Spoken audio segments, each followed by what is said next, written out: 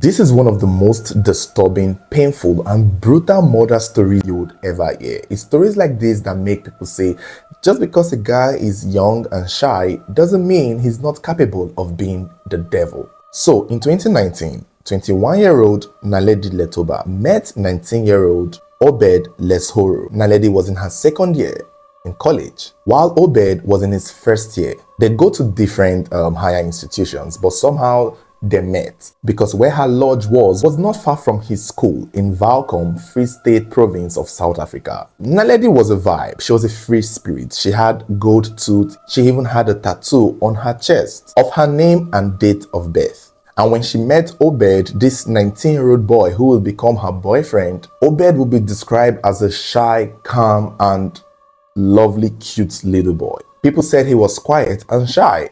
He even lived with his parents. While Naledi lived off campus, she had an apartment, although she had roommates and neighbors, but she lived by herself because her family house is far from school. But Obed's family home apparently was closer to his school, so that was why he was staying with his parents. However, when they began dating, Obed will take his father's truck, drive to Naledi's apartment, and spend more time there with her. Now, not much is known the dynamics between Obed and Naledi in their relationship. It could be that for Naledi, Obed was just a cute little boy that she could have around. Maybe she had eyes for other people. Maybe she had more interest, or she had passes from older and more capable men who maybe had money and finances and vehicles, not the young kid who borrows his father's truck every now and then to come pay her a visit. So it's unclear the dynamics in their relationship. It could also be that they genuinely loved each other. However, things started to get sour. Towards April of 2019, Naledi celebrated her 21st birthday, and there's not much details regarding the celebration and how the birthday went, if Obed was there. We don't have that information. What we do know is that weeks later, one day in May of 2019 per se, Obed paid Naledi a visit. But when he came to Naledi's house, he was upset, he was frowning, he was clearly in a bad mood. Some sources claim that Obed had heard that stuff had gone down at her birthday party. Obed may have also learned that, another guy of interest on her had showed up at the party. Obed had probably learned that maybe there was a main nigger and he was just a side piece or a boy toy. It's unclear what the situation was. But as far as we know, Obed was the boyfriend. Neighbors, friends, and people who knew Naledi in the house knew that Obed was a guy who came to frequently visit her.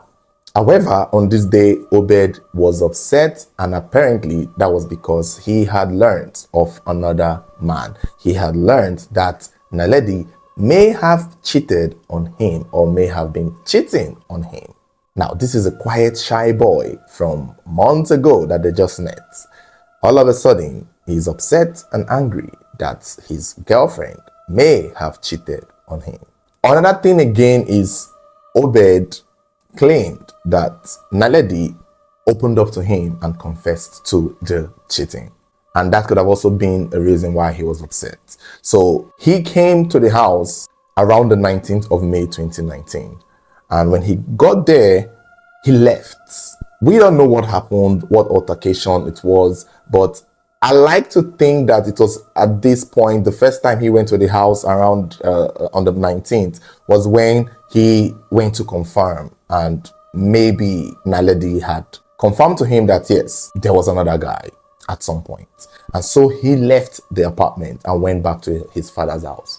While he was in his father's house, he could not just deal with the idea that he had been cheated on. And so he picked up a knife and hid it in his father's truck, borrowed the truck again, and drove back to Naledi's apartment. And this time requested that Naledi comes out of the apartment so that they could talk. And clearly, this was where Naledi most likely made the rookie mistake of getting into that truck. And then Obed drove all the way to a very lonely place. And they began having an argument.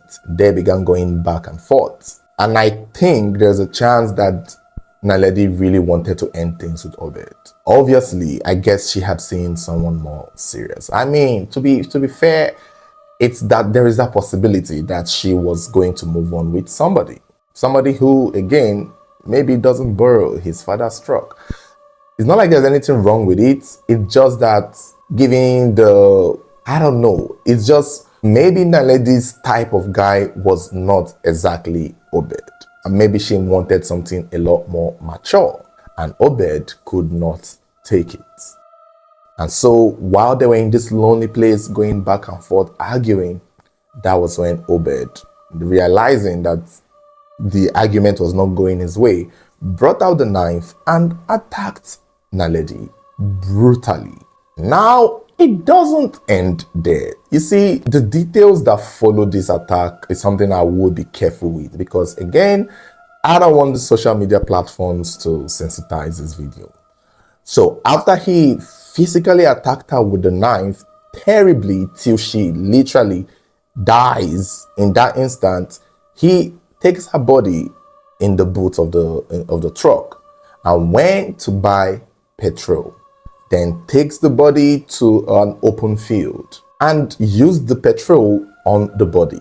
His main aim was to mutilate the body to a point that nobody would recognize it. To the point that nobody would recognize it. Because she had a tattoo, remember, of her name and her date of birth. And he made sure to slice out that part that had the tattoo and then continued to do things to disfigure her face, disfigure part of her body, tried its best to make sure that whoever finds her remains would not easily identify her. This is the 19-year-old shy boy that she met months ago. A little young 19-year-old, maybe even 18 at the time, in one corner, 100-level student that does not know anything, that looks like he just finished secondary school.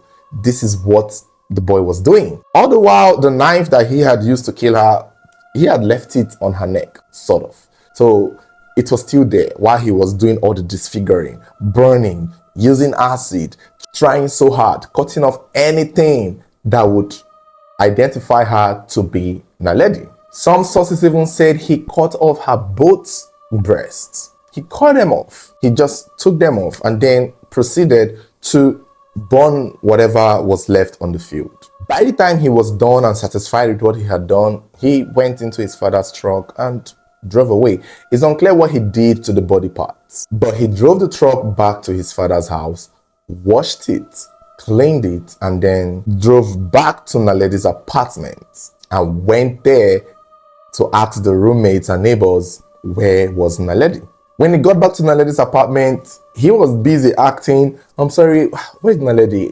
And the roommate was like, yeah, I thought she left with you. I thought the both of you just left now. And he's like, yeah, we did. But, she got angry and then she left the car and came back to the apartment. And we agreed that, we'd see in the house again. And the roommate was like, well, that means she's not here. So don't worry, when she comes, I'll let you know she's not in the house. So the neighbors and the housemate basically just told him to check later or call back, because they believe if she wasn't there yet, she was probably somewhere else.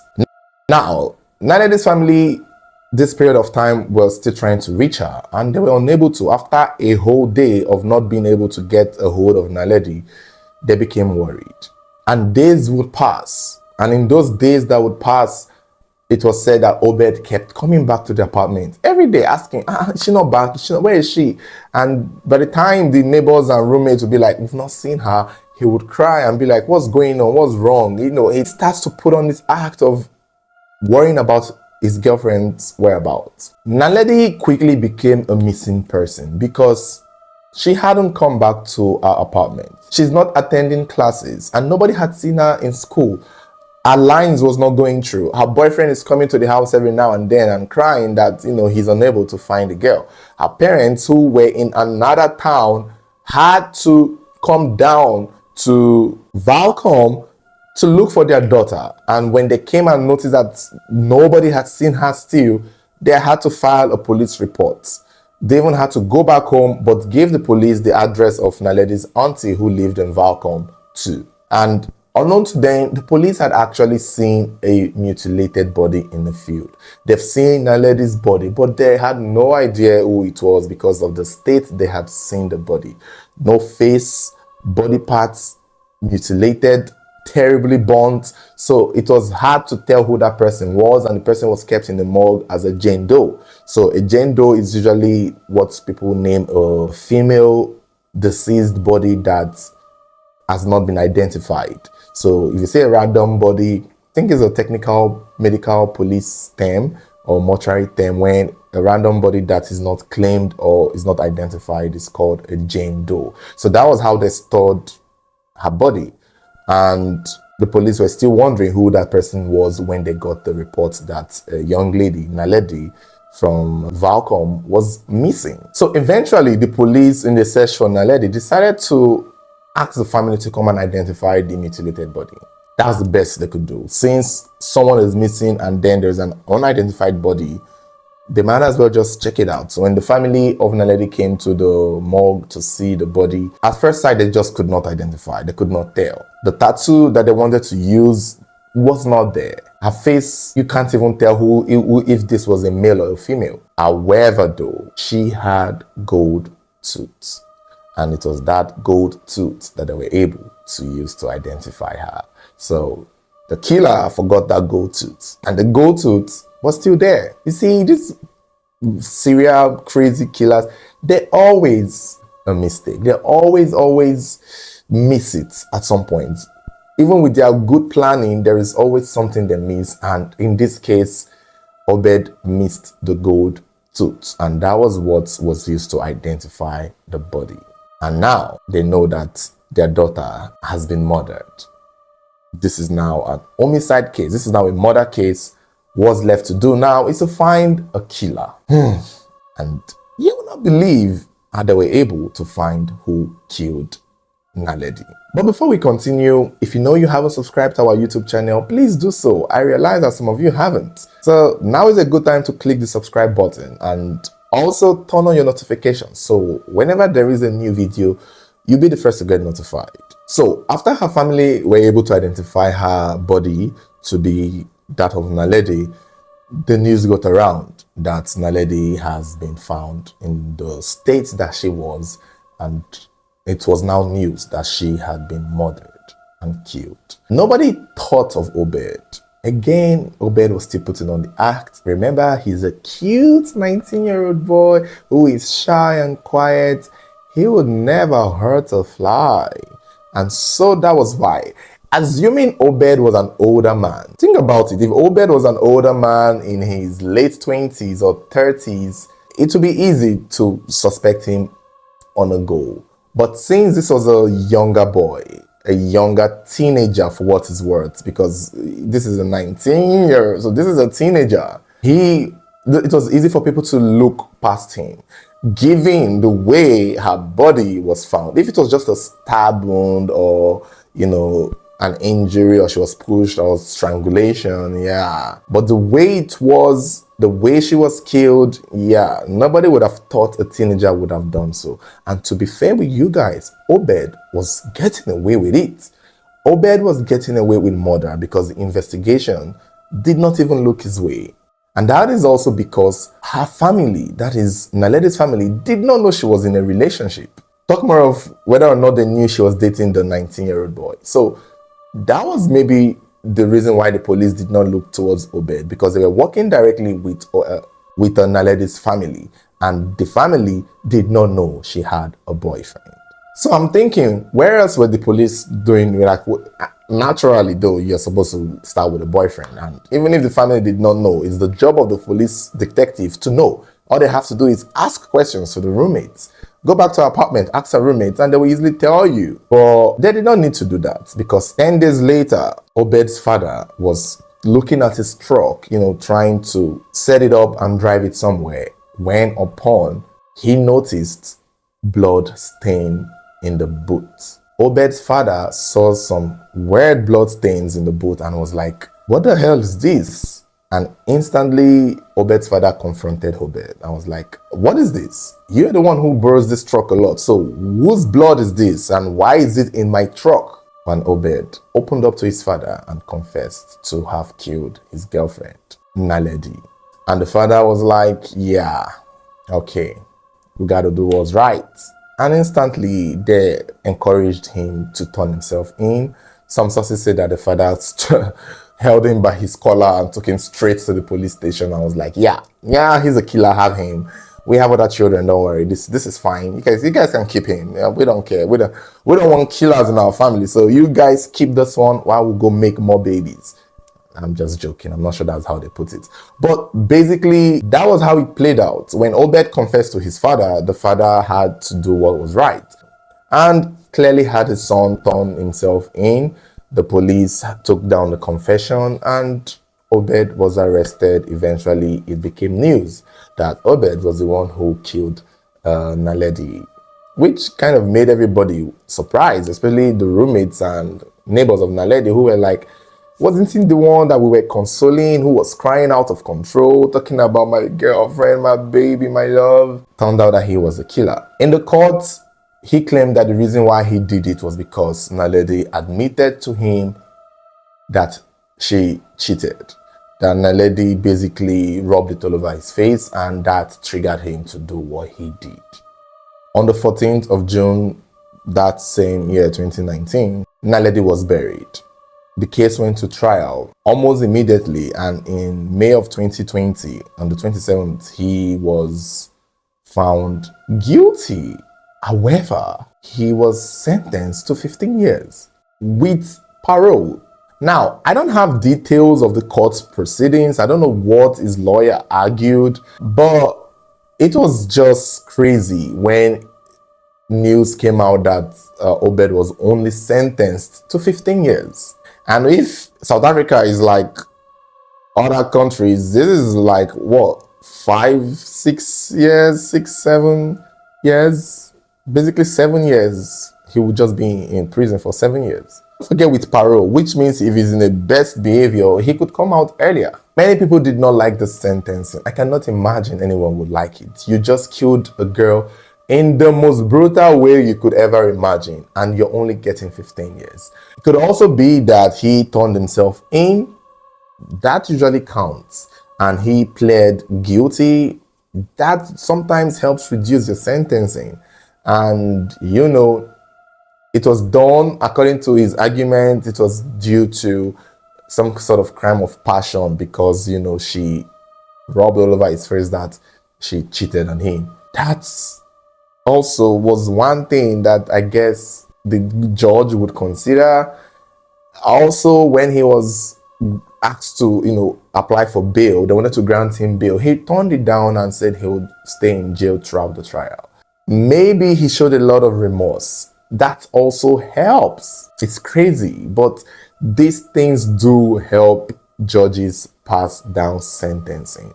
But at least 15 years is really too small, in my opinion. 20 years, fine. That is fair enough for all the, you know, bobo that they were considering to reduce the sentencing. But 15? I don't know. Anyway, 15 years is ridiculous. But if we're also being honest, when it comes to South Africa crime cases, especially where men, you know, kill women, I've come to notice that most times they be getting away with it. Some of them be getting some of the less sentencing ever. Like, if you check some of the stories we've done, it is rare to see, unless it's those serial killers that would now get like life in prison. But most of them, if they have good lawyers and you're remorseful, and I don't know, it's just one of those stories where the man suddenly gets, I'm sure the judge was also a man himself, and he probably could relate that, oh my God, if my girlfriend rubbed it on my face that she cheated, I would have done the same. I don't know why. 15 years, I don't know, is ridiculous. I shall feel like the way this young man killed this girl, that mind to do what he did, the mindset to pick up the knife, stab her, cut her up into pieces, get rid of her identification, remove the tattoo, burn the face. That mind is the mind of the devil. That mind is the mind of Satan. It's one thing to stab her, strangle her, hit her with the truck. You know, one of those things that you would do in an instant of anger. You know, you're just angry and then you do one thing and then she falls down and dies and you're like, oh my God, oh my God. But to do what he did, to go the extra miles of what he did to get her body unrecognizable, to cut up her bosoms, part of her tattoo, to leave the knife stuck in the neck, to drive the father's truck, clean it up, go back to the apartment and pretend like you're looking for her. If this boy comes out of prison, he will do it again. Let me just say it and keep it here for the record, because I don't know how long YouTube is going to stay, but if anybody comes back to this story many years from now, mark my words, you cannot rehabilitate that kind of mindset. For him to do that at 19 and he goes to jail and comes out and moves on and find love and get married, and he will do it again. He will do it again. There are some ways you just know who is a psychopath, and one of them is this. They should just keep him there. They should not let him out, because he will most likely do it again. That kind of mindset to kill that way is not something that can be rehabilitated. But you guys, let me know your thoughts. Let me know what you think. Did you guys ever hear the story of the Kenyan man who took his wife on a weekend getaway to a resort for his 36th birthday, and they were in this lodge for a few days? So one day he went jogging only to come back to his hotel room and find his wife dead in the bathtub. This is a very chilling story, because you will not even believe how it ended and what really happened to his wife. Imagine booking a hotel room for your wife for your birthday. This is a getaway weekend just for the two of you. The kids are with the aunties. You guys just want to have a moment to yourself. And one of these days, early in the morning, you wake up to go jog and come back and find your wife dead in the bathtub. The hotel has some questions to answer, because this isn't ordinary. So, Nicholas Koskei and Rhoda Mumbi were said to have met when Rhoda was an intern in UNICEF. This was far back in 2012. So, somewhere along the line, they hit it off and started dating. Between 2012 and 2014, they got married and had 2 kids. Nicholas continued working for UNICEF under the UN, and it's unclear what happened to Rhoda Mumbi. Some sources said she had to stop work to raise the children and become a housewife. Nicholas was also a social media kind of guy. He would post his family picture a lot, his wife, his kids. He was known to be God-fearing, hardworking, and a family man. His life seemed perfect on social media. He was always making the good posts, talking about his work, his vacations, his kids, and so nobody thought of anything. However, though, behind closed doors, he had issues in his marriage with Rhoda Mumbi.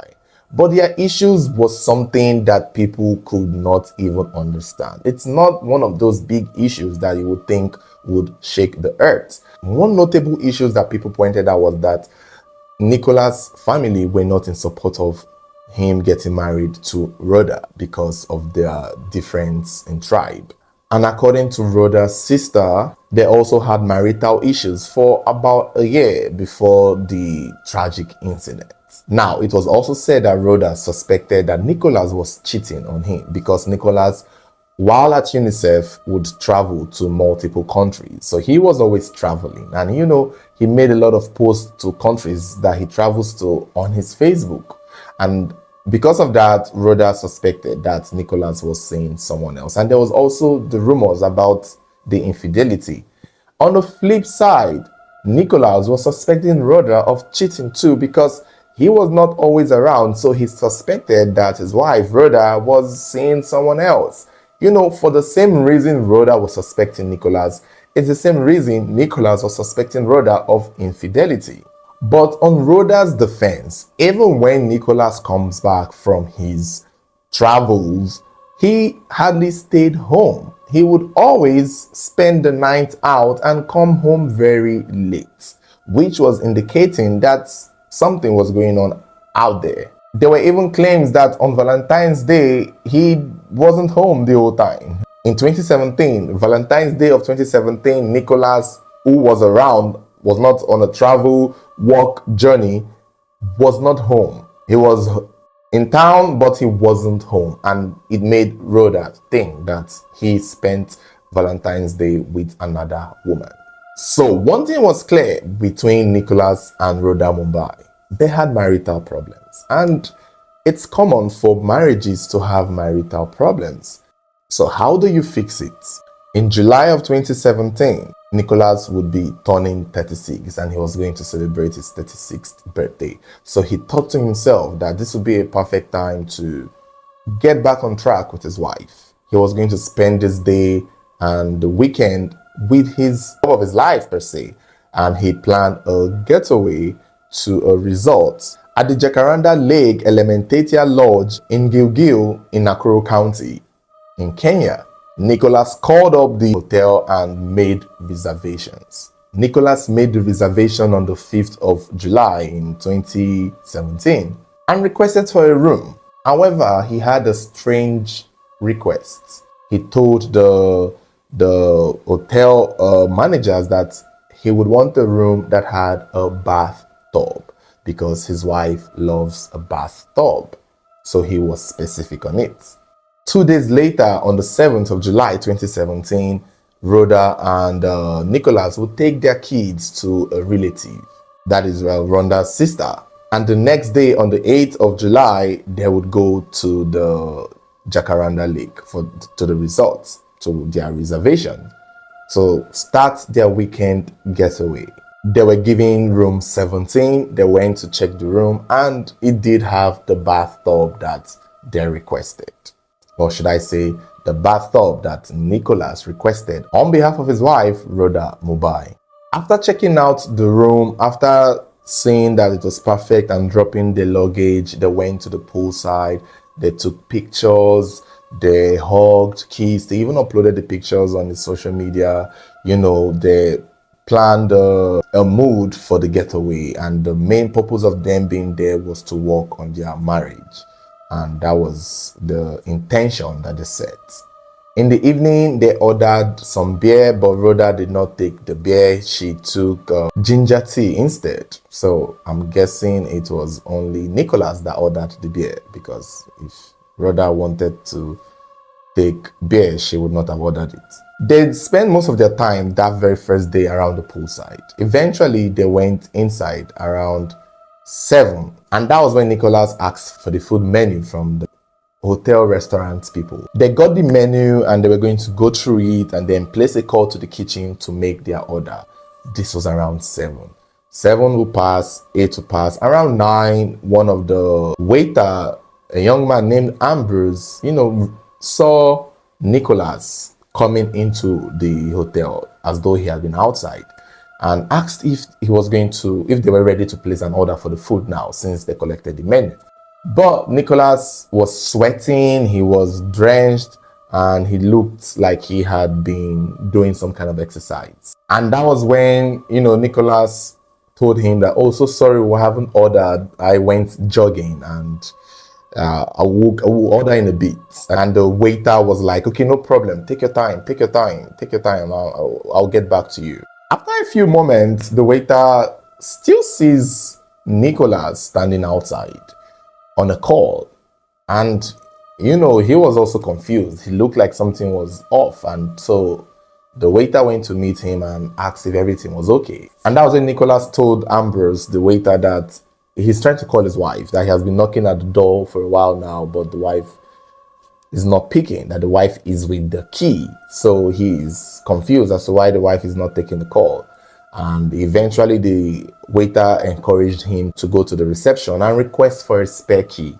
And that was when Nicholas went to the reception, asked for a spare key because the wife was indoors, not taking a call, and not, opening the door. The receptionist, the manager in charge at the time, then gives Nicholas the spare key and tells the security to follow him, to open the door.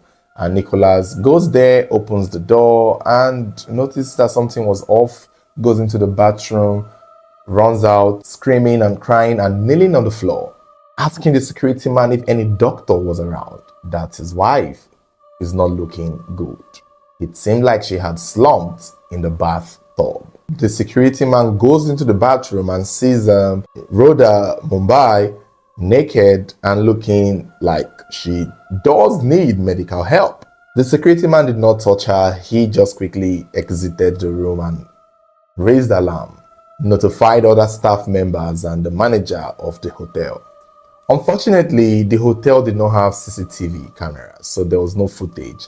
But they did notice that while the hotel people were trying to figure out what's going on, again, Nicholas is not doing much. He is just panicking, a bit unstable, moving from one place to another.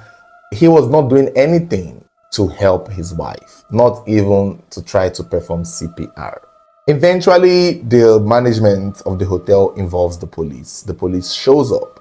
They sees Rhoda in the state that she was found in, with injections, drugs, and syringe and foam coming out of her mouth. They saw a bottle of alcoholic drink also, along with a glass. The bathtub was also filled with water. When the police came, they could easily tell that Rhoda Mumbai was dead. She was lifeless. I think it was at this point that they realized that this is a case of, could it be accidental overdose? Because it did look like she had overdosed herself with the syringe, the alcohol, the way she was positioned on the bathtub. And it just looked like this lady may have done something to herself that ended up taking her life. But on the flip side, they noticed that things were odd with Nicholas. While the police was in the room, he was just from the bed, he would come down, he would move this way.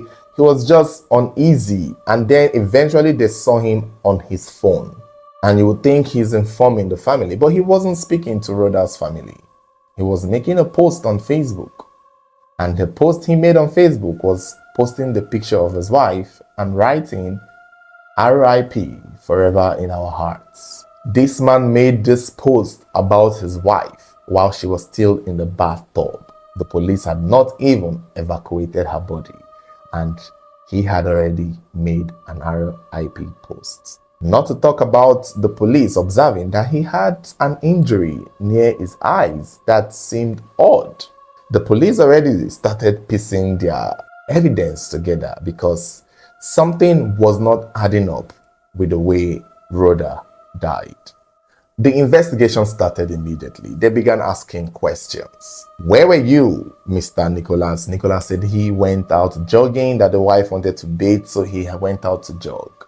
When they asked the Ambrose, the waiter, "Did this man go jogging?" the waiter was like, "Yeah, he told me he went jogging, but I saw him with the slippers and a jean." So that was why I was confused about whether or not he went jogging. Then they asked Nicholas what's up with the injury under his eyes, and he said that he got it the moment he came to the hotel to see his wife in the bathtub. That when he went to the bathroom, out of panic after seeing his wife, he ran outside and then injured his eyes. But the security man was there when he ran out. So when they asked the security man could not recall him getting an injury in his eye there and then. But again, the security man could not remember for a fact because he screamed and yelled before he came out to the security man, who went to the bathroom to see the body of the deceased woman. So he could not remember whether or not the man sustained the injury there, but it was questionable. Eventually, Rhoda's body was taken away and Nicholas was asked to come to the police station to write down a statement. And the statement he gave was totally different from what he told the hotel. In his statement, he said that he had gone to buy food and then returned to the hotel to see his wife dead. Whereas he told the management of the hotel or the waiter that he had gone jogging. So how did you go from jogging to buying food? Especially when, quote unquote, before you left to jog, you had asked for the menu at the hotel. And the Ambrose waiter was even asking you, won't you place your order for food? And again, if you went to get food, where is the food that you bought, Mr. Nicholas? Where is it? This is where his statement started flashing torchlights towards him. I mean, at first, people would have thought that maybe she did overdose on something. But now he's acting suspicious. Could it be that he knows something that they don't? It was the next day that Nicholas told Rhoda's family, told them that it called her cousin, a man named Robinson, and told Robinson his version of his story and told Robinson to tell the rest of the family. And family also quickly came to the hotel where she had passed, came to the county there to see for themselves what had happened, to hear the story. And it was basically what had been said, the many versions of the story. He went out, Joe came back, the woman had locked the door, they saw the syringe, they saw everything, it was clear that it seemed as though the woman had overdosed of something. That was what they were looking at. But Rhoda's family also wanted to conduct an autopsy by themselves, and that was what they said they were going to do. And they did that. So upon hearing that Rhoda's family were going to do an autopsy, because Rhoda comes from a family where everyone is educated, and one of the brother and relative is a doctor. So when Nicholas heard that the autopsy was going to be conducted, he reached out to Rhoda's cousin, who was a doctor. The cousin was Dr. Misheni. So Nicholas started asking Dr. Misheni, whispering in his ear, what's up? Do you know who is going to conduct this autopsy? And the doctor is like, why do you care? Don't worry, she's your wife. You want to know what happened? Don't bother yourself. And that was when Nicholas tells the cousin that, see, the reason why I want to know is because, my wife was addicted to drugs and I don't want it to come out. I want to save her dignity. I want to protect our family image. I don't want people to know she overdosed of, drugs and all of that. Clearly, Nicholas is doing some sort of damage control that confused Dr. Misheni to the point that Dr. Misheni had to call a lawyer friend or maybe another sibling of Rhoda, who was a lawyer, who they call Richard. So, he's like, come over here. This young man is saying something regarding drugs. And so Nicholas opens up to the two of them and tells them a different version of what he had told the hotel people and what he had told to the police. Now he's telling a whole different version to Rhoda's cousin, Dr. Misheni, and a lawyer named Richard. In his new story, he was telling them that the day Rhoda Mumbai died, that he had had a quarrel with her. That is, he had had a quarrel with his wife regarding her abuse of drugs. That they had a fight over her abusing drugs. And at some point, he grabbed her neck, telling her, you better stop stop this bad habit. Only then did he now leave the hotel to go out to jog, only to come back and see that she had died. He now informs them, that is the doctor and the lawyer, that he had to remove the syringe and some of the other hard drugs that he saw because he did not want to, paint this undignifying photo of his wife, dying of drug addiction. That he did this to preserve the family's dignity. And when Dr. Misheni and the lawyer Richard heard this, they were like, Mr. Man, with this new information, get a lawyer, because this is damning. This is changing everything. And the autopsy would still be done. Because I don't know what he thought was going to happen when he tells them this. Were they supposed to stop the autopsy? Because I still don't know. This was damage control, but not something he thought through. Eventually, the autopsy was conducted on the 11th of July, 2017. And it came out that Rhoda Mumbai did not die from a drug overdose, that she died from strangulation. In fact, there was no drugs in her system, nor were they alcohol. So, which meant that the bottle of alcohol that the police had seen and the syringe that were found around the bathtub were not something she used. It was something that was placed there. And the investigation also observed that it did not look like she was having her bath. It was just water in the bathtub, no soap, nothing. Nothing around the bathroom could suggest that this woman went there to go and have a bath. It only now made the police understand that since she was strangled, somebody had killed her, stripped her naked, and took her to the bathtub, and then placed those drinks and syringe around the bathtub to make it look like she overdosed. And when they went back to the drinks that was found there, they realized that the drink was not something that was bought at the hotel. It turned out that this was something that Nicholas had bought ahead of time coming to that hotel, which indicated that he may have planned to kill his wife before bringing her for that weekend getaway. Instantly, all eyes started looking at Nicholas. Now he had some questions. Because again, remember, he told the Dr. Micheni, that's Rhoda's cousin and the lawyer, that, he had a fight and at some point he grabbed her neck. So I guess that was something that he wanted to let them know, just in case they see a mark on her neck or something that shows that she has been strangled, to look like, oh, it's that fight that I told you about.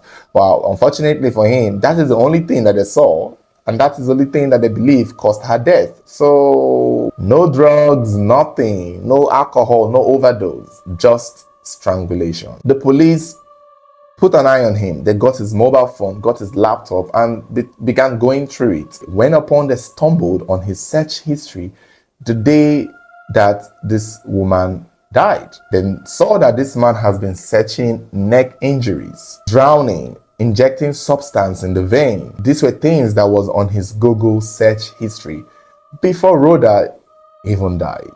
And with this investigation and these leads, they knew that Nicholas had a case to answer.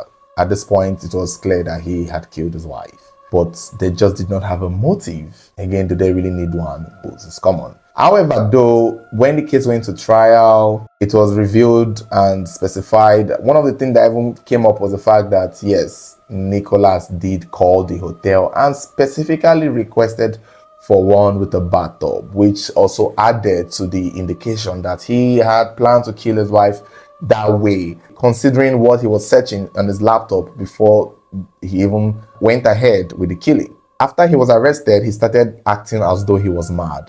He started faking insanity, screaming, "I killed my wife out of love," continued acting all weird and off, and then eventually he was released on bail and went back to work. And when he went back to work, he told people at his workplace that his wife died of cancer. Such a pathological liar. Given his power status, he was trying to evade, the trial. He was trying to evade trial. The family of Rhoda created awareness, strong awareness on social media, and drew attention back to the case. Nicholas was taken back to court. The case and the trial went on for nearly 8 years. He and his lawyer tried to delay as much as they could. But everything came back up. Every single details of what had happened back in 2017 came back during the trial. The injury under his eyes were able to tell that Rhoda fought back before he ended up strangling her to death. And the claims that he told Rhoda's cousin, Dr. Masheni, he denied telling them those claims. But thank God Dr. Masheni had another lawyer there, Richard, who heard it. And that was used against him because he wanted to know who was doing the autopsy and was giving all this information that nobody asked him.